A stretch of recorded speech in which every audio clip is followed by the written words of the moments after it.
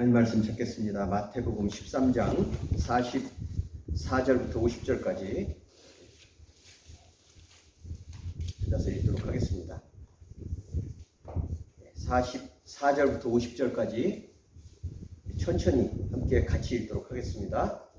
시작. 천국은 마치 밭에 감추인 보화와 같으니 사람이 이를 발견한 후 숨겨두고 기뻐하며 돌아가서 자기의 소유를 다 팔아 그 밭을 사느니라. 또 천국은 마치 좋은 진주를 구하는 장사와 같으니 극히 값진 진주 하나를 발견하매 가서 자기의 소유를 다 팔아 그 진주를 사느니라.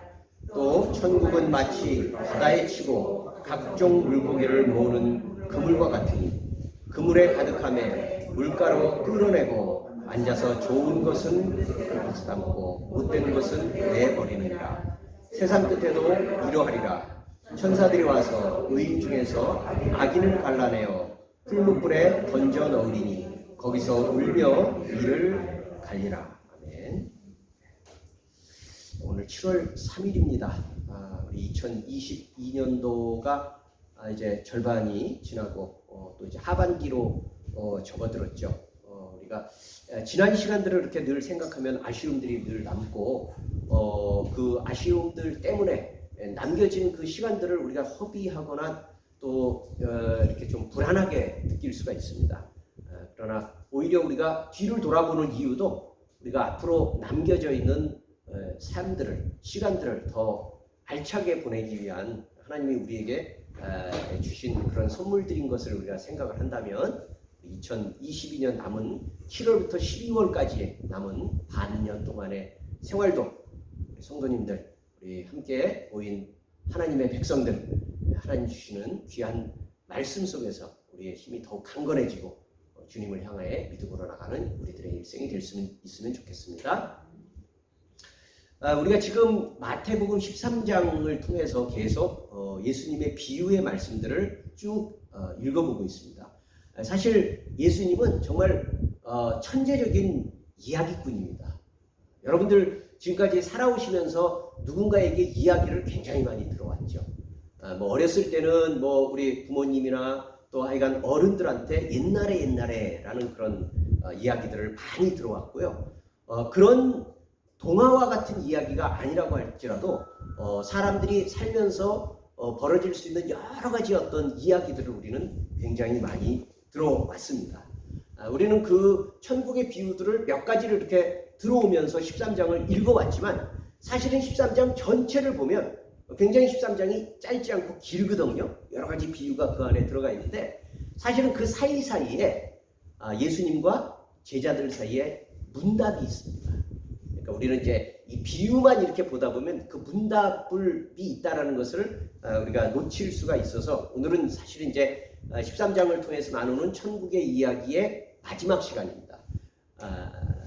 그리고 여러분들 이 천국의 이야기는 이 마태복음 13장에만 나와 있는 게 아니라 여러 곳들에 또 이렇게 분산되어 있는데 마태는 특별히 한 곳에 이렇게 모아놓은 거예요. 그래서 우리에게 천국의 다양한 특징들을 이해하게 하기 위해서 한 곳에 이렇게 모아서 예수님이 여기서도 말씀하시고 저기서도 말씀하시던 것들을 모아서 우리에게 특징적으로 보여주시는 것인데 우리가 빠져있던 그 내용들, 문답하는 내용들을 통해서 또 천국의 비유가 어떤 의미를 가지고 있는지 하는 것을 먼저 살펴보고 이제 마지막 남은 두 가지 비유를 우리가 함께 살펴보면서 마태복음 13장의 천국 비유를 마무리하려고 합니다. 자, 우리 오늘 읽지 않았습니다만 10절에서 15절을 제가 읽겠습니다. 여러분들 그냥 귀로 잘 들어주시면 되겠습니다. 10절에서 15절입니다. 내용을 생각하시면서 들어주십시오. 제자들이 예수께 나와 이르되 어찌하여 그들에게 비유로 말씀하시나이까? 대답하여 이르시되 천국의 비밀을 아는 것이 너희에게는 허락되었으나 그들에게는 아니 되었나니 무릇 있는 자는 받아 넉넉하게 되되 없는 자는 그 있는 것도 빼앗기리라. 그러므로 내가 그들에게 비유로 말하는 것은 그들이 보아도 보지 못하며 들어도 듣지 못하며 깨닫지 못함이니라. 이사야의 예언이 그들에게 이루어졌으니 일렀으되 너희가 듣기는 들어도 깨닫지 못할 것이요 보기는 보아도 알지 못하리라. 이 백성들의 마음이 완악하여져서 그 귀는 듣기에 둔하고 눈은 감았으니 이는 눈으로 보고 귀로 듣고 마음으로 깨달아 돌이켜 내게 고침을 받을까 두려워함이라 하였느니라. 여러분, 우리 방금 읽었던 그 내용의 첫 시작이 어떻게 돼요? 제자들이 예수님께 묻는 거예요. 어찌하여 그들에게 비유로 말씀하십니까? 왜 비유로 말씀하십니까? 그들에게 왜 천국을 비유로 말씀하십니까? 라고 이렇게 묻죠. 사실 우리는요, 보통 뭘 물어보면 사전적 정의를 합니다. 예를 들어서 사랑이 뭐야? 그럼 우리는 사랑에 대해서 막 이렇게 설명을 해요. 사랑을 이렇게 막 우리가 이해할 수 있는 단어를 막 조합해가면서 사랑이라는 거는 누구를 이해해 주는 거고 용서해 주는 거고 늘 좋아하는 거고 뭐 이런저런 사전적 정의를 막 설명을 합니다. 근데 예수님은 천국을 사전적, 아니 천국뿐만 아니라 하나님, 뭐 하나님 나라 중요한 모든 것들을요 설명을 하시지 않아요. 다 비유를 하셔요. 근데 특별히 그들에게 왜 비유로 말씀하십니까? 라고 얘기를 하시는데 오늘 본문의 말씀에 가만히 살펴보면요, 놀랍게도 두 가지를 말씀하셔요. 왜 비유로 말씀하시느냐 하면 첫 번째는요, 숨기기 위해서랍니다. 이거 이상하지 않아요? 좀 방금 읽었던 그 내용 가운데서도 여러분들 약간 좀 놀라지 않습니까? 천국을 왜 비유로 말씀하십니까? 천국의 비밀을 아는 것이 너희에게는 허락했지만 그들에게는 허락되지 않았기 때문이다. 이렇게 말씀하십니다. 그리고 그 뒤에도 이사야를 인용해 가면서 보기는 보아도 보지 못하고 듣기는 들어도 듣지 못하고 그들이 돌이켜 깨우칠까 두렵다. 여러분 놀랍지 않습니까? 예수님이 천국의 비유를 하시는 이유는 그들이 그걸 제대로 듣고 깨우칠까 봐, 제대로 이해할까 봐 내가 숨기기 위해서 천국을 비유로 말했다. 이렇게 들리잖아요. 그렇게 들리잖아요. 그죠? 이건 놀라운 거예요. 근데 사실 여러분, 정말 하나님이 그런 분이겠습니까? 하나님이 누군가가 천국 말씀을 내가 이렇게 이게 이제 우리 교리로 이렇게 받아들여서 구원받을 자는 구원받고 구원받지 못할 자는 버림받으니까 버림받을 자들은 구원받지 못하도록 비유로 어렵게 만들어가지고 못 깨닫게 하기 위함이다. 이런 식으로 끼워 맞추기 쉬운 본문이에요. 그렇지 않습니다. 그렇지 않아요. 예, 하나님이 어떻게 어떤 사람은 구원을 해주기 위해서 말씀을 쉽게 해주고 어떤 사람은 구원받지 말라고 어렵게 해주는 일이 세상에 어디 있겠습니까? 그런 뜻이 아니라요. 이것은요, 히브리식 어떤 그 관용구입니다. 조금 억지로 말한다면 뭔가 이렇게 좀 강조하기 위해서, 답답한 마음을 강조하기 위해서 쓰는 그런 얘기입니다. 여러분 예를 들어서 기억하시죠? 가룟 유다가 마지막 최후의 만찬 자리에서 이 중에 한 사람은 나를 배반할 것이다. 그러니까 이제 모든 그 제자들이 다 겁이 나가지고 아이고 주님 접니까? 우리 접니까? 그런 가운데서 이제 나와 함께 이렇게 그 음식에 손을 넣는 사람이다 라고 하면서 누구라고 지정하진 않았지만 가룟 유다인 것을 이렇게 느낄 수 있게, 그러니까 다른 사람은 몰라도요 가룟 유다는 압니다. 그러니까 중요한 거는요, 다른 사람은 몰라도 베드로도 접니까? 요한도 접니까? 라고 물어보지만 다른 사람은 모르지만 요한은 유다는 알아들으라고 하시는 말이에요. 왜요? 깨우치라고. 지금이라고도 뉘우치라고. 들으라고. 너는 들으라고. 그렇게 말씀하시는 거예요. 그런데 결국 유다는 듣습니까? 안 듣습니까? 안 듣죠? 그렇게 힌트를 주심에도 불구하고 경고를 주심에도 불구하고 안 듣죠? 그러니까 예수님이 뭐라고 말씀하셔요? 답답해서.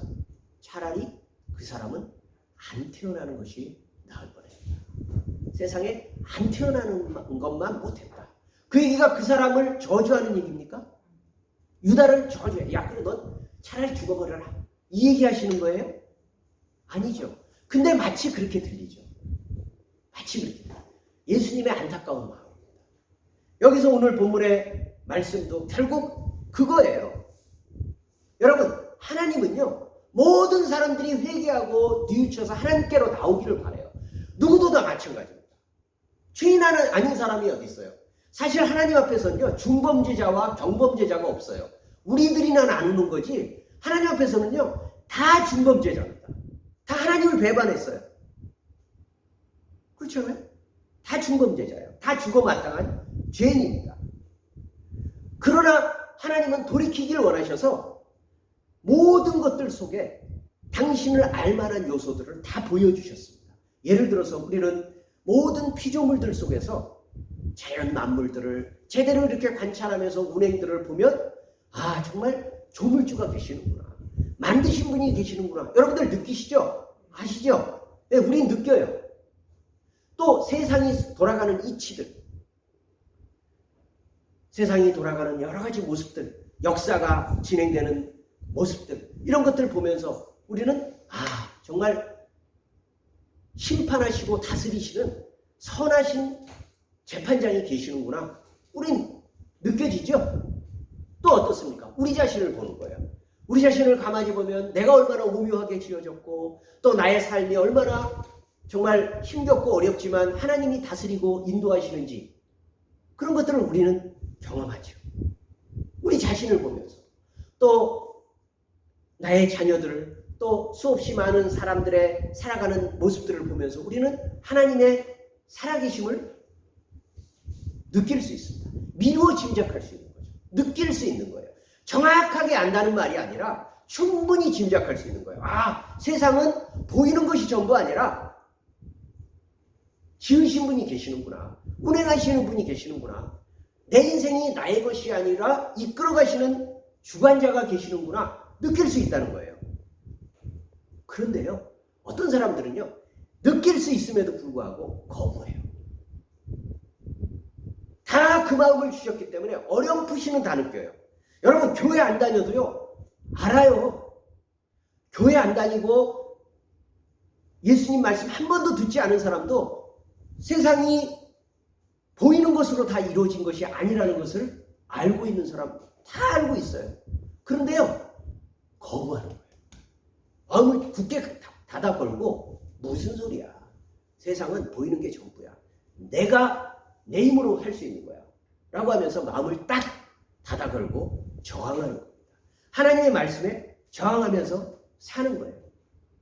그렇게 살다 보면 하나님이 그렇게 살기를 결심하면서 사는 사람들의 그 마음을 하나님이 결국은 그냥 허락하시는 거예요. 그래.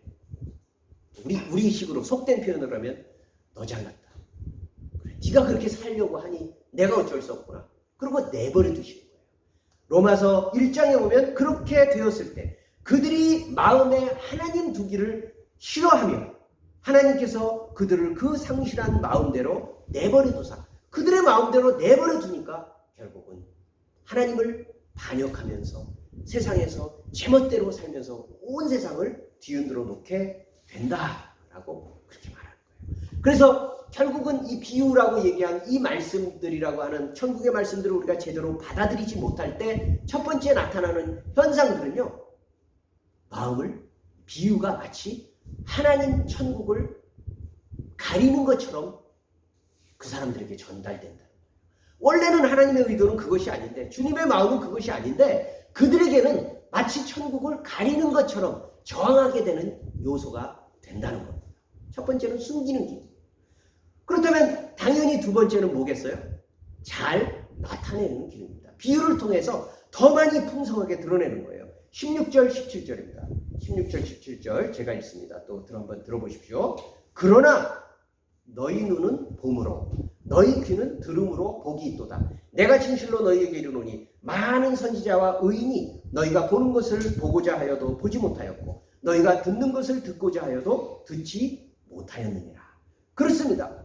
아담 이후 하나님께서는 많은 선지자들과 의인들을 보내서 천국의 복된 소식과 초대의 말씀을 끊임없이 주셨습니다.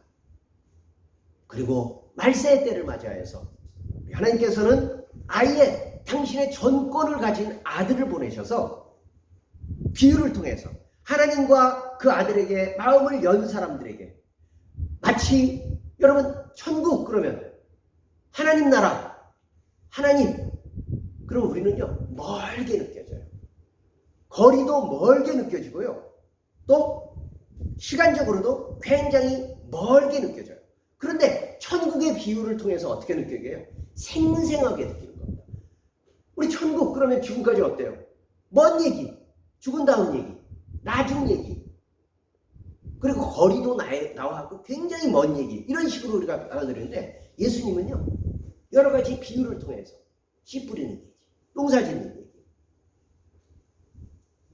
그리고 조금 후에 보겠지만 이제 어부가 고기 낚는 얘기, 우리 일상생활에 여러 가지 얘기를 천국은 이와 같다. 어때요? 가깝게 느껴져요.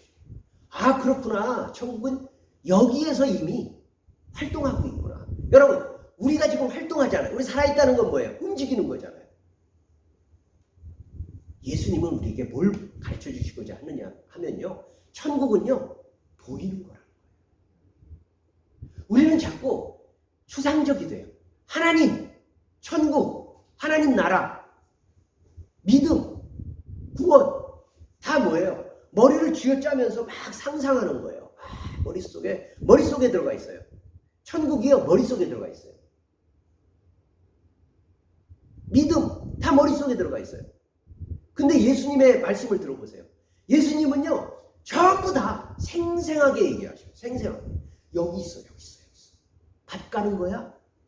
농부가 밭 가는 거야? 씨 뿌리는 거야? 물고기 이렇게 걷어들이는 거야.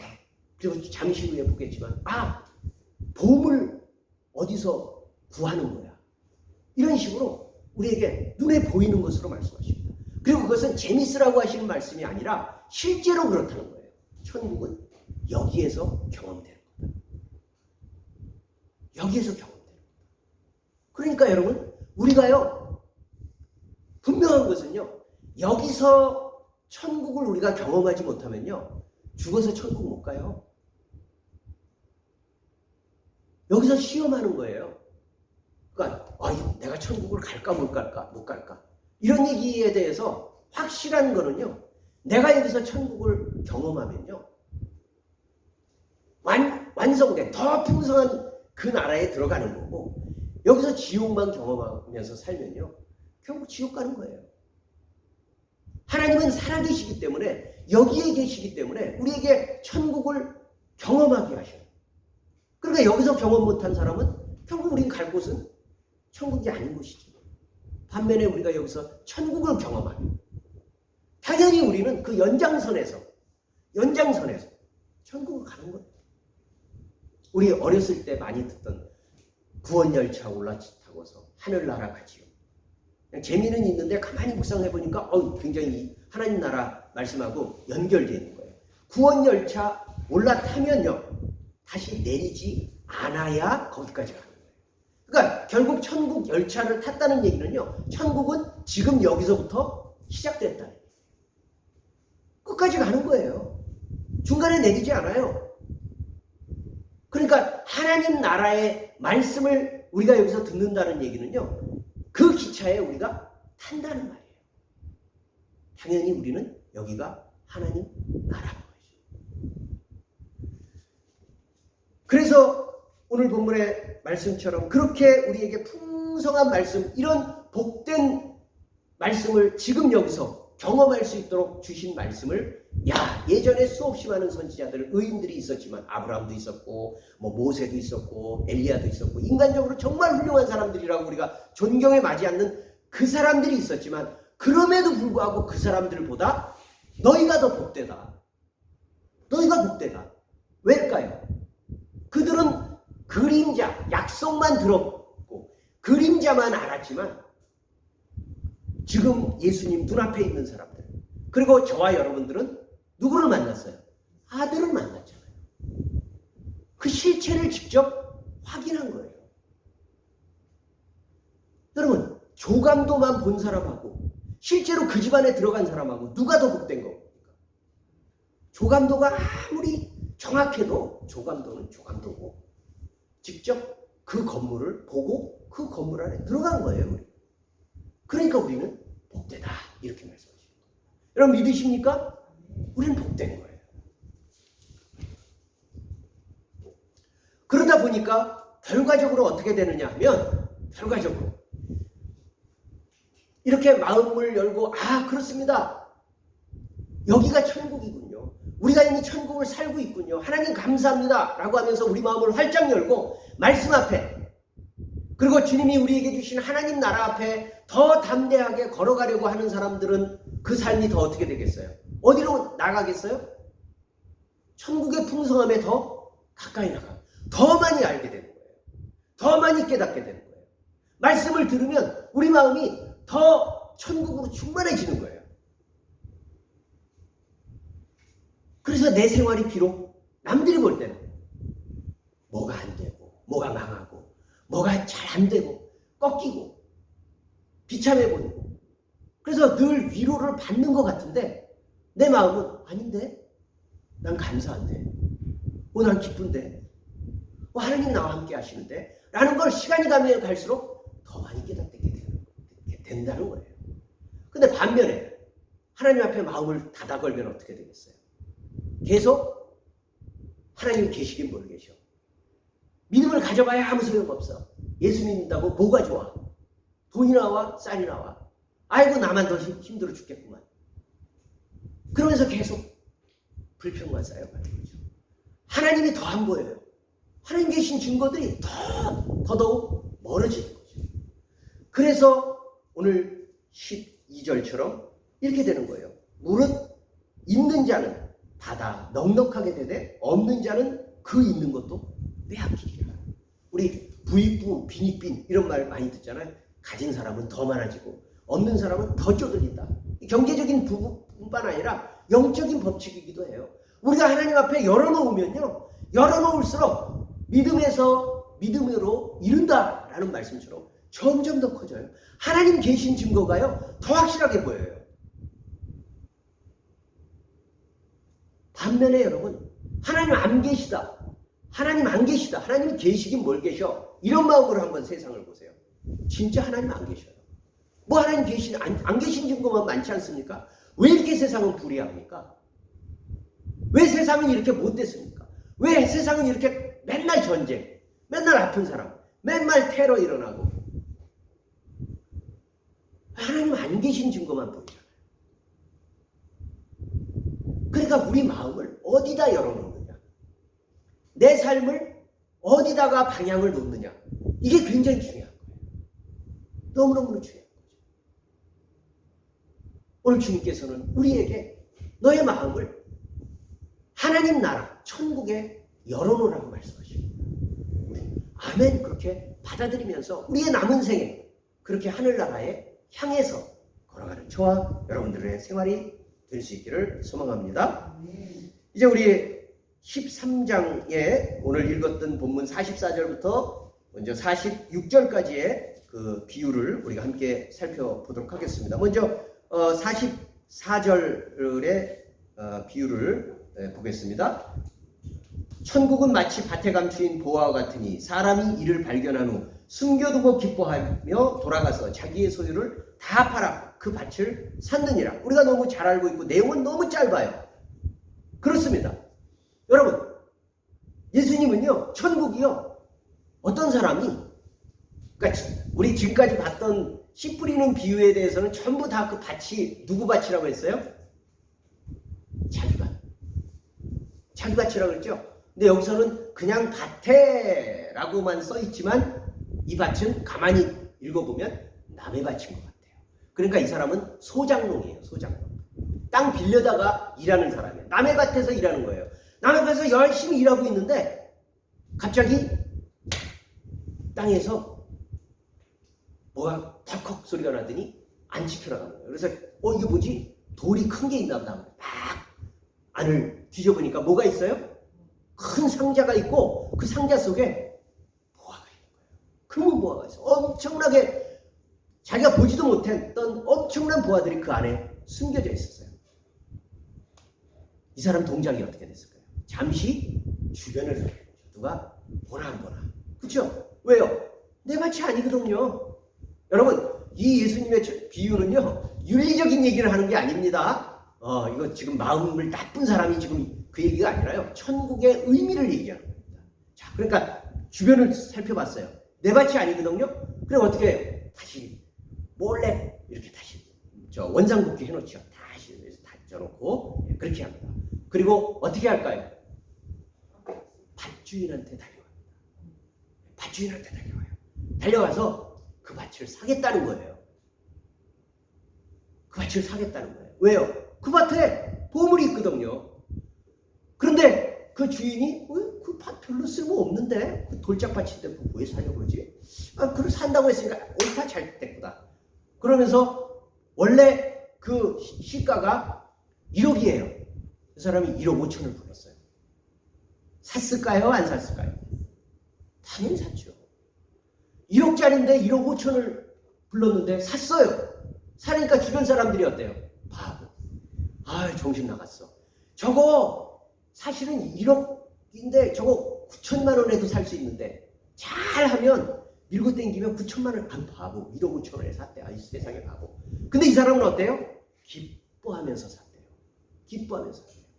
다 팔아서 자기의 모든 소유를 은행 융자해가지고요 1억 5천에 샀어요. 왜요? 그 안에 뭐가 있기 때문에. 천국은 이와 같다. 이렇게 말합니다. 그렇습니다. 여러분, 사람은요, 일반적으로 사람은요 다 비슷하게 살아요. 추구하는 게 다 비슷해요. 똑같아요. 사업 잘 됐으면 좋겠다. 학업이 잘 공부 열심히 했으면 좋겠다. 승진하면 좋겠다. 내가 이 땅에 사는 동안 부귀영화를 누리면서 다 일반적으로 똑같이 살아갑니다. 특별할 게 없어요. 그런데요, 다 똑같이 살아가는데 어느 날 갑자기 이상한 사건을 나요. 그래서 지금까지 살아왔던 삶과는 다른, 내가 이렇게 살면 안 되겠다. 내가 인생의 참된 의미와 가치와 목표를 찾아야 되겠다라는 그 마음이 생기게 돼요. 어떨 때입니까? 되게 위기를 겪을 때 그래요. 사랑하는 사람이 죽었어요. 마음에 충격을 받습니다. 그러니까 여러분, 어떤 일들을 경험할 때, 큰 일을 당할 때 내 마음이 크게 요동치는 것은 나쁜 것이 아니에요. 요즘에 우리 장례식장 가면요, 너무 평범하게 만들어놨잖아요. 저희 아버지도 돌아가셨을 때 저희 집에서 장례를 했었거든요. 81년 집에서 했거든요. 그냥 집에 다 이렇게 이렇게 등 해놓고서 다 와서, 진짜. 그래서 이렇게 무슨 천막이 아니죠. 이렇게 드리워진 긴 그 앞에 관을 저 안쪽에다 두고 우리 이 바깥에 있고, 그러니까 그 망자와 우리 사이가 느껴지는 거죠. 그러면서 마음에 충격을 받습니다. 내가 이렇게 살면 안 되겠구나. 인생이 이게 아니구나. 다음 차례는 나일 수도 있겠다. 마음에 충격을 받아요. 사업이 안 돼요. 망해요. 승승장구하다가 망해요. 내 맘대로 되는 거 아니구나. 경험해요. 그럴 때 인생의 가치를 찾게 됩니다. 내가 사는 대로 사는 게 아니구나. 라고 마음에 큰 충격을 받게 됩니다. 그래서 그것을 천국의 소리로 알아듣고 새로운 삶을 찾기 위해서 온 힘을 다해서 노력합니다. 그럴 때 주변 사람들은 비웃어요. 바보 같은 짓 한다. 살던 대로 살지. 왜 갑자기 쓸데없는 짓 하냐. 그냥 살던 대로 살아라. 라고 하면서 말을 해요. 그러나 하나님 안에서 세기를 찾은 사람은요, 어떻게 돼요? 조금 전에 봤던 그 농부처럼 환호를 불어요. 와! 내가 하나님을 만났구나. 내가 인생 망한 줄 알았더니 이걸 통해서 내가 하나님을 만났구나. 라는 것을 알게 되는 겁니다. 여러분, 성경에서 이 모습을 가장 잘 대표해 주는 사람이요, 예수님 앞에 눈물 막 흘리면서 예수님의 발을 씻었던 어느 여자입니다. 향유 옥합.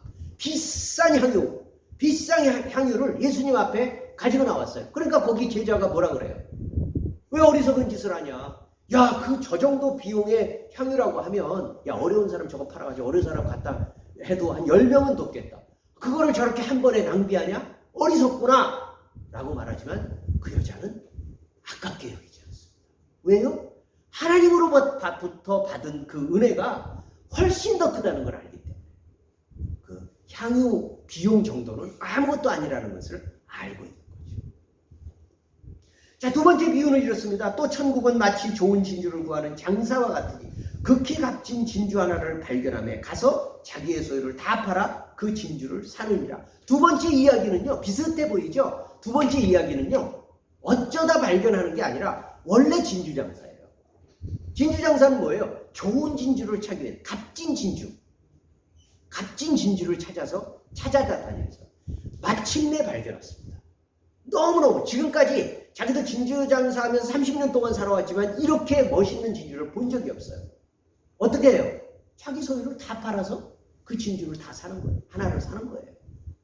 천국이 마치 이와 같다라고 말씀합니다. 그렇습니다. 어떨 때는요, 일반적으로 이렇게 쭉 살아가다가 갑자기 어떤 사건을 통해서 새로운 가치를 만나는 사람도 있지만 어떤 사람은요, 아주 일찍부터 오랫동안 인생의 참된 가치가 뭘까? 사람 사는 의미가 뭘까? 라는 것을 오랫동안 찾아오다가 마침내 발견하는 사람도 있어요. 성경에 또 복음서에 보면요, 그런 모습으로 나타나는 것 같은 사람이 있어요. 예를 들어서 여러분, 삭개오가 누구죠? 세리장이면서 부자다 이렇게 나와 있어요. 세리장이면서 부자예요. 쉽게 말하면요, 아쉬울 것 없는 사람이에요. 근데 직업이 세리장이에요. 세리도 아니고 그냥 세리도 아니고 세리장이에요. 그러니까 세상으로부터는요, 멸시를 받았어요. 그래서 없는 것 없이 다 부자였지만 이 사람은 언젠가부터 마음속에 인생의 허망함을 느꼈어요. 아, 인생이 이런 건가? 그냥 부자면 단가? 왜 근데 사람들은 나를 손가락질하지? 아, 이거 아닌 것 같은데? 그러면서 계속 영혼에 불면의 밤을 지새우기 시작하는 거예요. 아, 그거 아닌데? 아우, 답답해. 그럴 때 예수님이 그 동네 지나간다는 얘기를 듣는 거예요.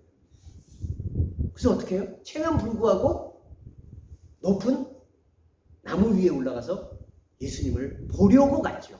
예수님을 그냥 보려고 갔어요. 근데 예수님이 어떻게 해요? 딱 가시다가 삭개오요, 내려가라.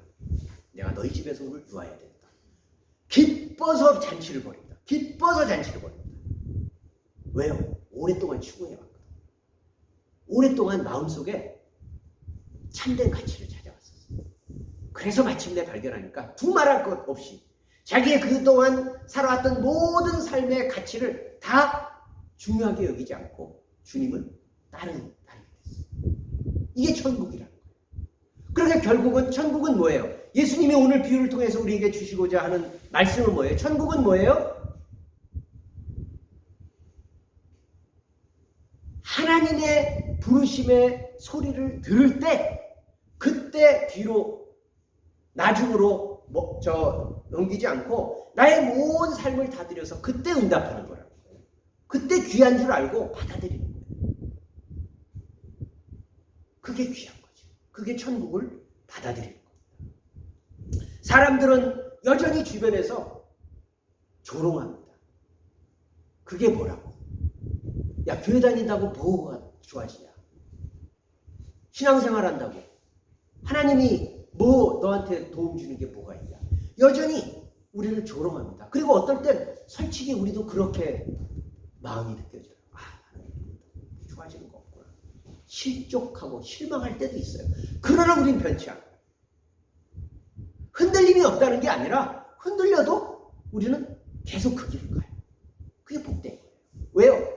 가치가 어디 있는 줄 아니까. 여러분, 우리는 지금 이 밭에감춘 보화 비유와 진주장수의 비유를 보았는데 약간의 모습은 다르지만 공통적인 게 뭔지 아세요? 공통적인 게 뭘까요? 한 문장으로 나타나요. 두 사람 다 44절과 46절을 한번 보십시오. 공통적인 문장이 뭐죠? 자, 공통적인 문장이 뭐죠? 자기의 소유를 다 팔아 그 밭을 또는 그 진주를 사느니라. 오늘 설교 제목이죠. 자기 소유를 다 팔아 사느니라. 무슨 얘기예요? 아까워하지 않는다는 거예요. 내가 가진 것. 여러분들이 지금 태어나서 지금까지 살아온 생애를 다 한번 생각해 보십시오. 50년, 60년, 70년 생애 동안 여러분들이 살아온 생애를 생각해 보십시오. 그리고 앞으로 살아갈 생애를 생각해 보십시오. 여러분들이 귀한 게 뭡니까? 여러분들에게 있어서 소중한 게 뭡니까? 많이 있겠죠. 그러면 뭐가 제일 소중합니까? 뭐가 제일 중요합니까? 예수님은 소중한 거 많지? 근데 다 팔아. 비교해보면 천국을 사는 것에 비교할 수 없다. 반대로는 천국을 못 사면 그 네가 소망했던 그 모든 거 다 얻어도 망한 거예요. 네 인생은 망한 거예요. 라고 우리가 말씀하시는 거예요. 그러니까 지혜로운 사람은 다 팔아서 천국을 사는 거예요. 천국 안에 있음을 나는 다 횡재했구나. 야, 내가 뜻밖의 횡재했네? 로또 맞았어? 라고 진실로 그렇게 믿을 때 기쁨이. 여러분, 그렇습니다. 흔히들 사람들은 그리스도인들이 소박하다, 욕심이 없다, 불쌍한 사람들이다, 그렇게 말하는데 사실은 그렇지 않아요. 사실은요, 제일 야심만만하고 욕심이 많은 사람들입니다. 왜요? 우리가 지금 말씀 함께 나눴듯이 가장 귀한 것을 얻기 위해서 그보다 못한 것을 팔아버린 사람들이기 때문에. 가장 귀한 것을 첫째는 알아볼 수 있는 눈이 있었어요. 그걸 주셨죠, 하나님. 여러분, 뭐가 귀한 줄 진주 장사가요, 눈이 어두워서 값진 진주를 눈앞에 보고서도 그게 값진 것을 몰랐다면 안 샀겠죠. 볼 수 있었어요. 볼 수 있는 눈을 우리에게 주셨어요. 그리고 우리는 볼 수 있는 눈을 가지고 감사하게도 다 팔아서 천국을 샀어요. 그러니까 우리의 삶은 복된 삶입니다. 여러분, 천국의 비유에서 우리가 명심할 것은요, 천국은, 다시 한번 말씀드립니다, 천국은 나중에 죽어서 비로소 이루어질 소망이라고 여기시면 안 됩니다. 여러분, 나중에 죽은 다음에 있는 곳에는 천국이 아니다, 이 얘기가 아니라 그때 가야만 확인되는 것이다 라는 것이 잘못된다. 계속 말씀드리지만 천국은 나중에 죽어서야 비로소 이루어지는 그런 소망이 아닙니다. 우리는 이미 얻었고 얻고 있고 또 앞으로도 얻을 것입니다. 우리는 이미 하나님 나라의 천국의 열매를 경험하고 있어요. 자, 여러분, 제가 그것과 관련되어 있는 성경을 몇 구절을 읽어드리겠습니다. 먼저 마가복음 10장, 여러분들 기억하셨다가 나중에 한번 살펴보셔도 좋을 것 같고요. 마가복음 10장 28절에서 30절입니다. 28절에서 30절 제가 읽습니다. 베드로가 여짜와 이르되 보소서, 우리가 모든 것을 버리고 주를 따랐나이다. 자, 이 얘기는 뭐냐면요, 구원이 이제 저 부자 얘기를 하면서 낙타가 바늘귀에 들어가는 것보다 부자가 천국 들어가는 게 더 어렵다. 보십시오, 우리는 주님을 따르기 위해서 다 버렸습니다 라고 얘기했을 때는 베드로의 마음은 우리가 다 지금은 다 버렸으니까 나중에 들어갈 수 있겠죠? 라는 그런 느낌으로 물어본 겁니다. 근데 예수님이 뭐라고 대답하시는지 보십시오.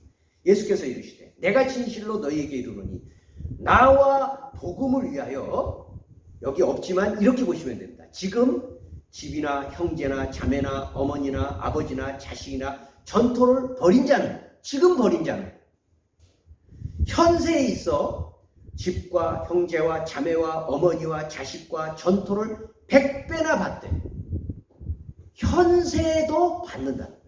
현세에도 받되, 전토를 100배나 받되 동시에 박해도 겸하여 받고 또 내세의 영생을 받지 못할 자가 없느니라.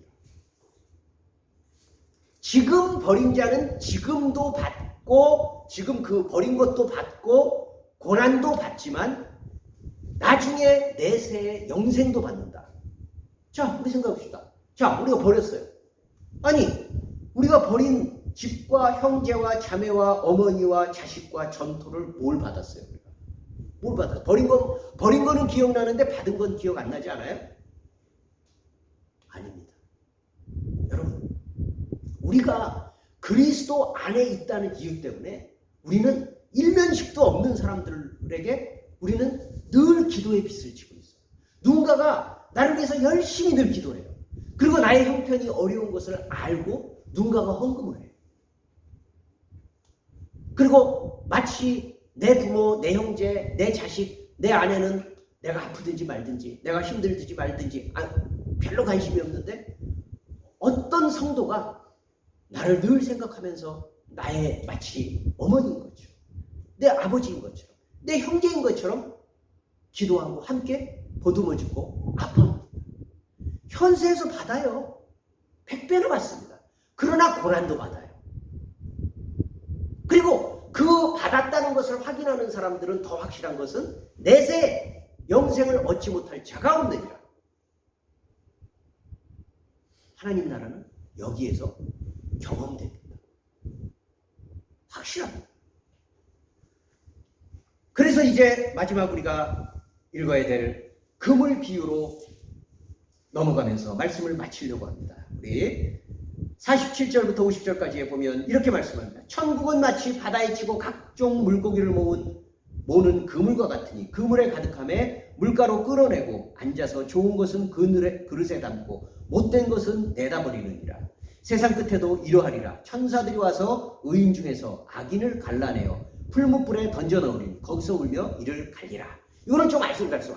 여러분 천국이요 마치 어부와 같다는 거예요. 어떤 어부가 그물을 잔뜩 이렇게 쳐서 열심히 걷어들이는 그런 어부와 같다는 거예요.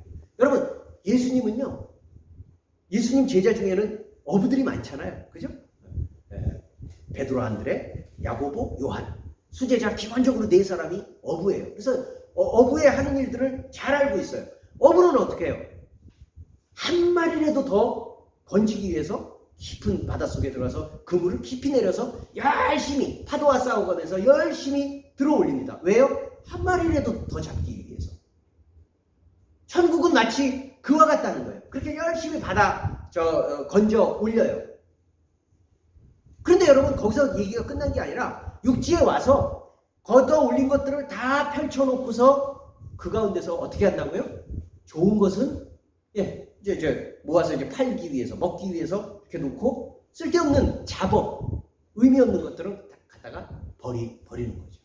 여러분 저 어부 다큐멘터리 이렇게 보셨어요? 이렇게 배 타고 이렇게 가서 이렇게 어부와 원양어선 뭐 이렇게 국내 조업하는 그런 것들 다큐멘터리 저도 재밌어서 가끔 보거든요. 보면요 진짜 그래요. 막 이렇게 그물 하나 가득 잔뜩 집어 올려요. 그래서 그물이 쫙 열리잖아요. 다 그 저장 창고에다 집어넣지 않습니다. 그 안에 보면요 아닌 말로 쓰레기도 있어요. 그리고 원치 않았던 물고기. 내가 지금 예를 들어서 뭡니까? 꽁치를 잡는다. 그럼 꽁치를 열심히 이렇게 꽁치를 모아서 하는데요. 거기 불가사리도 있고 이렇게 원치 않는 거 있잖아요. 다시 이렇게 해서 바다에다 다 던져버립니다. 내가 원치 않는 거예요. 천국은 마치 이와 같다. 마침내 하나님은 다시 다 가려낸다. 일단 다 끌어모은다. 하나님의 말씀을 널리 한 사람이라도 더 구하기 위해서 말씀을 가리지 않고 이 말씀 저 말씀 비유를 들어서 많은 사람들에게 전달하지만 그래서 그것을 듣는 것 같지만 받아들이는 것 같지만 정말 양과 염소처럼 가라지와 알곡처럼 아닌 것들이 있다는 거예요. 그것을 하나님은 결국 가려내신다. 천국은 그와 같다. 그러나 지난번 가라지와 알곡 비유처럼 우리가 여기서 지금 미리 알곡과 가라지를 가리는 게 우리의 역할이 아니에요. 우리는 뭐예요? 우리 역할은 뭐예요? 할 수 있는 대로 하나라도 더, 할 수 있는 대로 한 마리라도 더 건져 올리기 위해서 모든 힘을 다해서 어부처럼 열심히 일하는 겁니다. 이게 마지막 천국의 비유의 마지막 말씀입니다. 여러분 이제 말씀을 마치려고 합니다. 우리가 그동안 살펴왔던 여러 가지 말씀들, 네 가지 밭, 씨를 뿌리는 네 가지 밭, 그리고 알곡과 가라지, 그리고 뭐였죠? 겨자씨와 누룩. 그 그리고 오늘 우리가 함께 살펴봤던 보물을 구하는 것, 또 진주를 구하는 것, 그리고 마침내 우리가 어부가 다 끌어모은 다음에 나중에 좋은 물고기와 그렇지 않은 자고를 방류하는 것, 이런 것들 속에서 하나님 나라의 풍성한 모든 그림들이 우리에게 전해졌습니다. 우리에게 필요한 것은 하나님을 향해서 열린 마음입니다. 물론 우리의 삶은 여전히 힘듭니다. 우리가 하나님을 믿어도 삶이 당장 개선되지 않을 수 있습니다. 그러나 우리 마음에 더 확신을 가져야 되는 것은, 여러분, 버려라, 하나님 나라와 천국 앞에 모든 것을 팔아라 라고 얘기하는 것은요, 고귀한 것만 생각하는 것이 아니에요. 뿐만 아니라 우리가 잘못하면 놓치기 쉬운, 내가 지금 겪고 있는 어려운 형편, 여기에 우리의 마음이 다 쏠릴 수도 있어요. 난 아픈데, 난 지금 경제적으로 어려운데, 난 지금 가족 관계가 많이 힘든데, 또는 나는 사회적 지위가 낮은데, 이런 것들 때문에 내 마음이 온통 거기에 머물러 있는 거예요. 아니다, 너는 천국 백성이다. 그런 것들이라 할지라도 그것이 너희들 마음을 낭만케 하지 못한다. 너희들 삶을 좌초시키지 못한다. 왜? 너희는 이미 천국 안에 있기 때문에. 이 말씀이 사실이라면 우리는 일어날 수 있습니다. 이 말씀이 사실이라면 우리는 여전히 힘들더라도 일어날 수 있는 거죠. 이 천국의 귀한 말씀, 남은 여생, 우리의 삶의 모든 인생 가운데 우리를 새롭게 하시고 우리를 다시 일으키고 하나님을 향해서 기쁘게 걸어갈 수 있는, 그리고 우리의 모든 삶의 열매를 또 다른 사람들에게 넘치도록 나눠줄 수 있는 그런 풍성한 저와 여러분들의 삶이 될 수 있기를 축원합니다. 기도하겠습니다. 하나님 아버지, 여러 번에 걸쳐서 우리에게 천국의 비유의 말씀을 주셔서 감사합니다. 하나님 아버지, 우리는 자주자주 눈앞에 있는 현실에 마음이 쏠려서 어떨 때는 승승장구하고 건강하고 부유하고 똑똑하고 사람들이 나를 다 칭찬하고 알아주는 것 때문에 우쭐하여서 하나님 나라를 바라보기보다는 나의 잘남에 취하여 있을 때가 있습니다. 또 반대로 내가 몸이 아프고 절망하고 사업이 잘 안 되고 또 하나님 아버지 여러 가지 기대하였던 것들이 무너져 있을 때, 또 거기에 우리의 온통 마음이 쏠려서 절망하고 좌절하고 또 하나님을 원망하며 그 자리에 머물러 있을 때가 많이 있습니다. 하나님, 오늘 천국의 말씀이 지금 여기서 실현되고 시작되었음을 우리가 믿을진데, 하나님 우쭐하지 않게 하시고 낙담하지 않게 하시고 하나님의 나라의 소망으로 인하여서 우리의 하루하루의 삶이 다시 한번 깨어나게 하시고 말씀 앞에 새로워지게 하시고 끝끝내 주님 앞에 충성하여 내세에 영생을 얻지 못할 자가 없느니라는 말씀처럼 우리가 그 나라에서 다시 만나 풍성하게 잔치를 즐길 수 있도록 은혜 베풀어 주시옵소서. 이번 한 주간 살아갈 때, 또 우리의 생애를 살아가는 모든 순간마다 이 천국이 멀고 먼 이야기가 아니라 지금 여기에서 경험될 수 있는 살아 숨쉬는 나의 현실이 될 수 있도록 하나님 늘 이끌어 주시옵소서. 감사하며 예수님의 이름으로 기도하옵나이다. 아멘.